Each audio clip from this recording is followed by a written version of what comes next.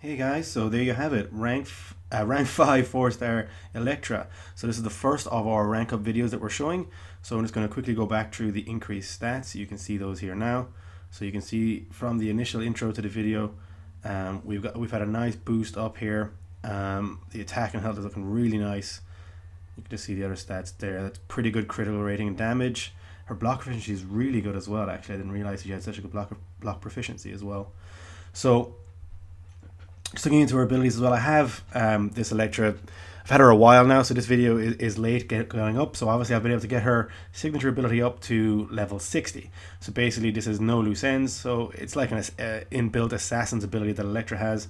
So once the opponent goes below 25% health, it will trigger her basically her final strike. So additionally, while the opponent is within final strike range, Elektra gains 437.56 increased critical damage rating. So she is just hitting monster hits. Also, I have Assassin. So when she goes below 18%, any opponent, you've got no loose ends plus Assassins, and Elektra is just doing all sorts of untold damage. Onto her other abilities, and sorry if my voice sounds a bit weird, I have a bit of a cold today, but we'll carry on. Onto her other abilities. So for every attack, while the opponent has less than 15% health, this champion is guaranteed a critical hit. So that's just, we have a critical hit, we have increased critical damage rating, we have an assassin damage. So she is just doing so much damage towards the end of fights. So great for endgame content. Also, for all of her attacks, the opponents will passively suffer an 85% reduced defensive ability accuracy for as long as they are under a debuff effect. So if you get a bleed up on a Ant-Man, for example, that his glancing is coming way down from that point, which something makes him very annoying. And there's plenty of other examples. I can't go into much detail, but that's just an example of how very good that can be. Her special attack 1 is a 100% critical hit chance against bleeding targets. And it can also has a 75% chance to cause bleed. So it hits 3 times. There's the kick, and then there's 2, I suppose, blade throws. The first normally causes bleed, and the second can also get a second stack of bleed. But then if that first one has caused the bleed, that second one is hitting for crit damage every time. So it's just amazing.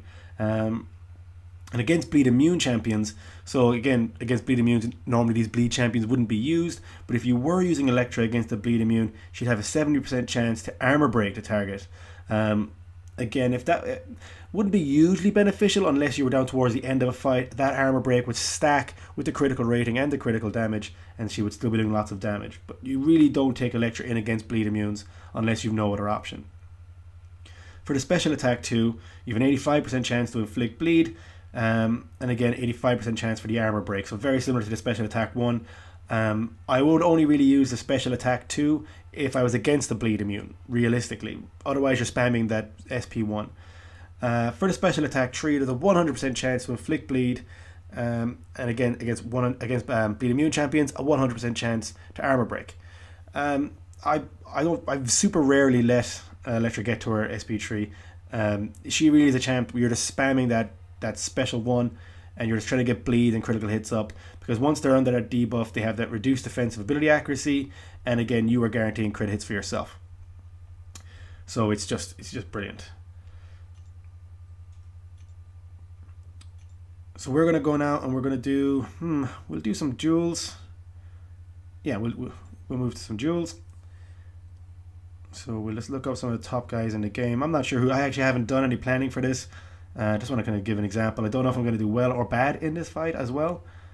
So we'll just see what we got. Jens or M? Oh, do I want to take on the best player in the game?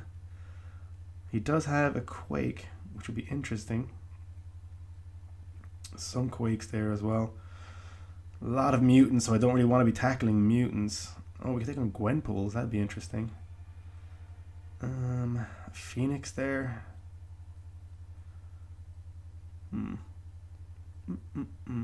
Against the Starlo should be interesting. We're not going to let him build up his... Let's go for the duel. This should be fun. So again, we're going to be... Because this is a bleed champion... Oh man, come on.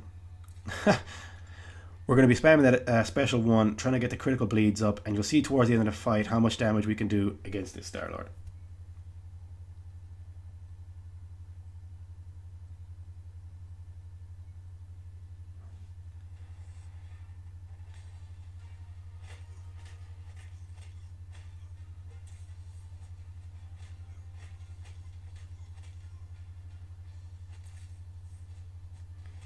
Sorry, I'm not talking too much now. I'm just trying to avoid. I haven't really done YouTube vids with while fighting yet. So now I always let the second one be nearly ready, just because I want to stack up my bleeds and my crits while he's still bleeding from the first one. Now I'm guaranteed crits out of this. I've let him build his SB tree up. I'm not really worried about that. Will this be a knockout? That'd be hilarious. I probably should have just baited him. Could have easily baited a Star-Lord. No, it's grand.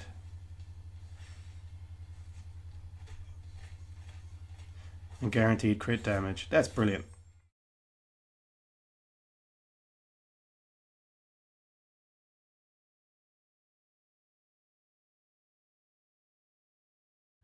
Okay, so we're going to get cocky here and we're going to dual Gen Sarem.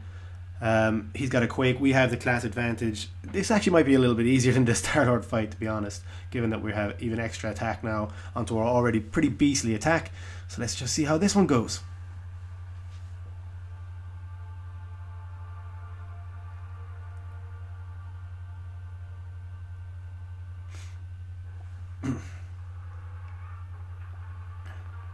Oh, got intercepted twice. Okay, let's play a little smarter here.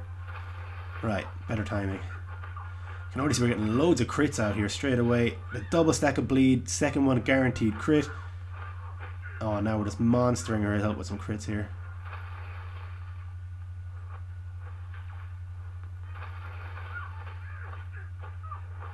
Alright, easy, as Seaton would say, easy game, easy life. Okay, last thing I want to show you guys is the synergy. This is a very old synergy, but it's the power gain synergy that Elektra is a part of. You can see she has a 9% gain there with the 2 Daredevils, plus 115 critical damage. The only reason Hulk Boss is in his team is because his synergy of the 25% stun chance with Black Widow is great. We then go on and have additional power gains there with the 2 Daredevils. Only 8% there under the OG Daredevil because he's a 3-star.